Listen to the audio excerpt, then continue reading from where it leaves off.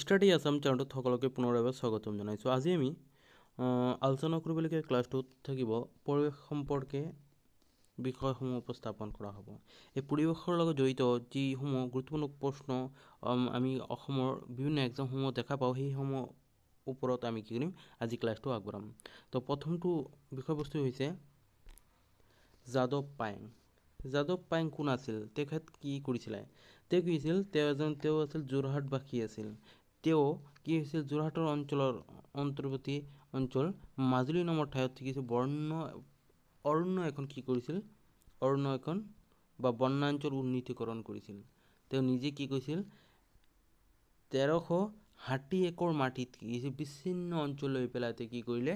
এখন অৰণ্য স্থাপন কৰিলে বা সৃষ্টি কৰাৰ ক্ষেত্ৰতে কি কৰিলে? অৰিহণা যোগালে। তেখেতৰ এনেধৰণৰ মহানুভৱৰ কাৰণে তেখেতক ভাৰতৰ পৰা কি দিছে? ভাৰত অৰণ্য মানৱ বুলি তেওঁক স্বীকৃতি প্ৰদান কৰা হৈছে। তে ভাৰতৰ অৰণ্য মানৱ বুলি কাক কোৱা হয় যদি কোৱেশ্যন আহে, তেনেহ'লে কি হ'ব? যাদৱ পায়েং। আৰু এইখন হাবিক তেওঁ যোনখিনি সৃষ্টি কৰিছিল সেইখিনি কি বুলি কোৱা হৈছিল? তেওঁৰ নামতে ৰখা হৈছিল মলাই বুলি ৰখা হৈছিল। আৰু তেওঁ যেতিয়া 16 ইয়াৰ্ছ এজ আছিলে, তেতিয়া কি হৈছিলে? 1979 চনত পৰাই কি হৈছিল? এই 16 বছৰ বয়সৰ সময়ৰ পৰা কি হৈছিল? তেখেতে হাতে কামে লাগিছিল। যিহেতু তেওঁ আছিল প্ৰকৃতিপ্ৰেমী আছিল, সেইটো কাৰণে প্ৰকৃতিক বচাবৰ কাৰণে, প্ৰকৃতিক ধৰি ৰখাৰ কাৰণে এই তেওঁৰ যি কি আছে মনৰ স্পৃহা আছিল, সেই স্পৃহাটোক জৰিয়তে কি আছিল? অক্লান্ত পৰিশ্ৰমেৰে তেওঁ কি আছিল? ধাৰাবাহিকভাৱে তেওঁ প্ৰচেষ্টা অব্যাহত ৰাখি গৈছিল। যাৰ কাৰণে তেওঁ কি হৈছিল? এসময়ত ভাৰতৰ অৰণ্য মানৱ বুলি তেওঁ স্বীকৃতি লাভ কৰিবলৈ সক্ষম হৈছিল।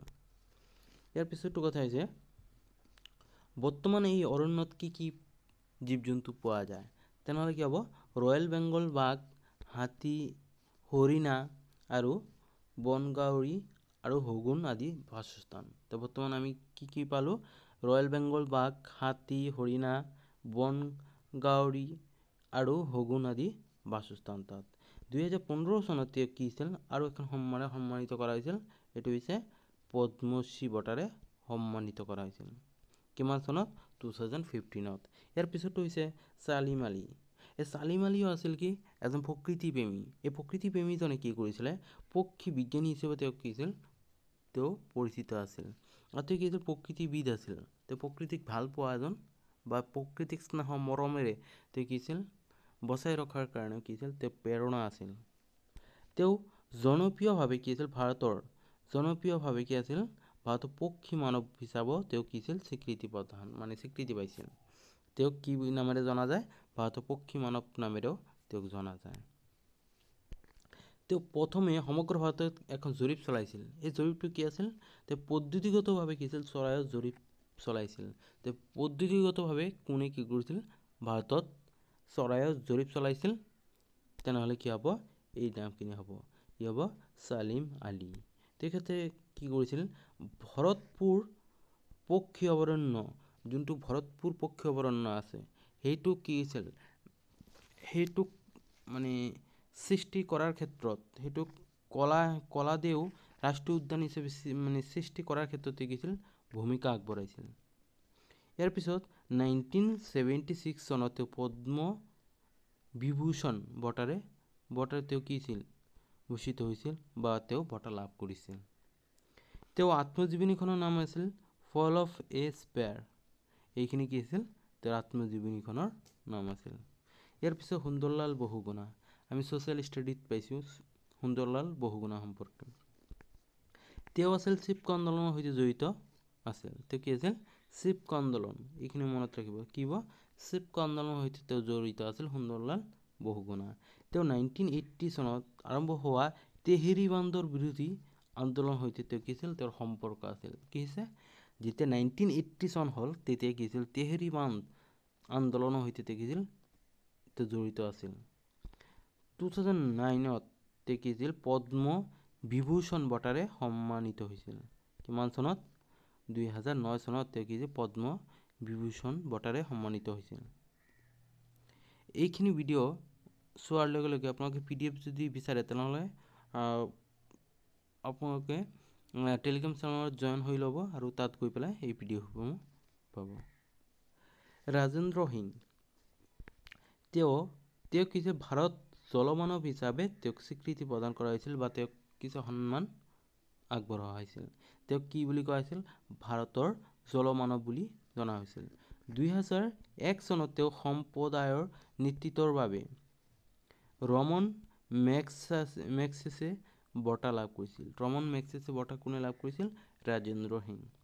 তেওঁৰ কামৰ ভিত্তি হৈছে প্ৰাণী সংৰক্ষণ। কি কৰিব লাগে?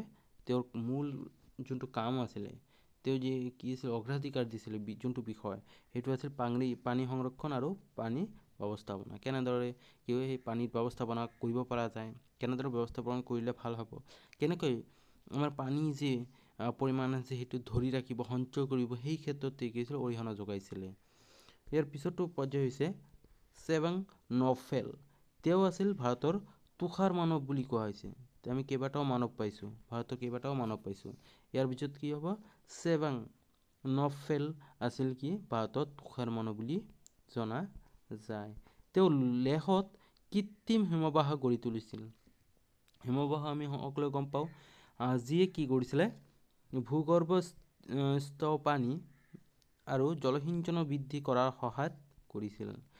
যি সময়ত আমাৰ জল বা পানী স্তৰটো ইমানেই তলত গৈ আছে, যি আমাৰ ভয়াৱহ পৰিস্থিতিৰ ফালে লৈ গৈ আছে, তেনে এক সময়ত যি ছেবাং নফলেৰ ব্যক্তিসমূহে কি কৰে? আমাক এই প্ৰকৃতিৰ এখন ভাৰসাম্য ৰক্ষাৰ বাবে বিভিন্ন অৰিহণা যোগায়। তেনে ক্ষেত্ৰত তেওঁলোকক কি কৰিব লাগে? বিশেষ সন্মানিত কৰাটো আমাৰ বাবে গুৰুত্বপূৰ্ণ। ইয়াৰ পিছত মেধা পাটেকৰ।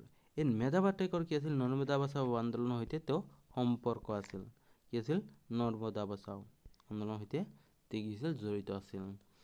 1992 চনত গোল্ডমেন প্ৰাইজ অফ এছিয়া তেওঁ কি আছিল? সন্মান লাভ কৰিছিল। 1992 চনত 1992 তেওঁ কি পাইছিলে? গোল্ডমেন প্ৰাইজ অফ এছিয়া নামৰ কিছু সন্মান লাভ কৰিবলৈ সক্ষম হৈছিল। ইয়াৰ পিছতো প্ৰশ্ন হৈছে পূৰ্ণিমা বৰ্মন অসমৰ পৰা হাড়গিলা সেনাত অনুগামী সংগঠিত কৰিছে। কি হাড়গিলা সেনা এখন কি আছিল? মহিলাসকলৰ এখন দল আছিলে। এই দলটোক কি আছিলে? এই হাড়গিলাসকলক সংৰক্ষণ ইত্যাদিৰ বাবে কি আছিল? বিভিন্ন প্ৰচেষ্টা লোৱাৰ ক্ষেত্ৰত অৰিহণা দেখা যায়। ই হৈছে হাড়গিলাক সুৰক্ষাৰ বাবে উৎসৰ্গিত সংৰক্ষণবিধৰ মহিলাৰ দল। Next CMC Mehta. তেওঁ আছিল সেউজ অধিবক্তা। তেওঁ কি আছিল? এজন সেউজ অধিবক্তা।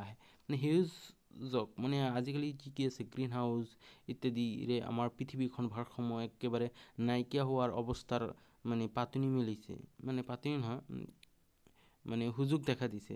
তেনে ক্ষেত্ৰত কি 1988 চনত তেওঁ সকলো স্নাতক UGC কাৰ্যসূচীত পৰিৱেশৰ অধ্যয়ন আৰু পাঠ্যক্ৰম প্ৰৱৰ্তনৰ বাবে জনস্বাৰ্থ লিটিগেন্স প্ৰৱৰ্তন কৰে। কেতিয়া কৰিছিল? 1988 চনত। যাতে কি হয় এই সেউজ সম্পৰ্কে সকলোৱে যাতে সজাগ হৈ উঠে, এই পৰিৱেশৰ ভাৰসাম্য ৰক্ষাৰ ক্ষেত্ৰত যাতে সকলোৱে তেওঁলোকৰ শিক্ষাৰ জৰিয়তে সেই সৰু সৰু কামবোৰৰ জৰিয়তে যাতে কি কৰিব পাৰে? এই প্ৰকৃতিৰ ভাৰসাম্য আৰু এই পৃথিৱীৰ ভাৰসাম্যখিনি ৰক্ষাৰ বাবে তেওঁলোকে বিভিন্ন শিক্ষামূলক উপদেশ পায় আৰু বিভিন্ন দৃষ্টিকোণ যাতে তেওঁলোকে বিচাৰি পায়। তো আজিলৈকে ইমানেই। যদি ভিডিঅ'সমূহ ভাল পায় তেনেহ'লে আপোনালোকে লাইক, ছাবস্ক্ৰাইব এণ্ড বেল আইকনটো প্ৰেছ কৰিব। তো আজিলৈকে ইমান।